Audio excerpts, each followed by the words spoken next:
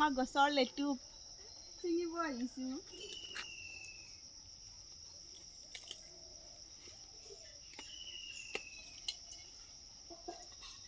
লেটুককেইটা দেখাই দিয়া।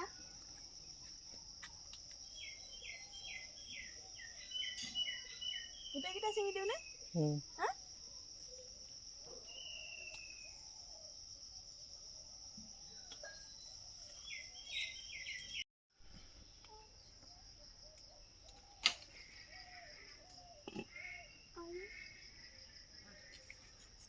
এইটো ঠেনা এটি ছিঙি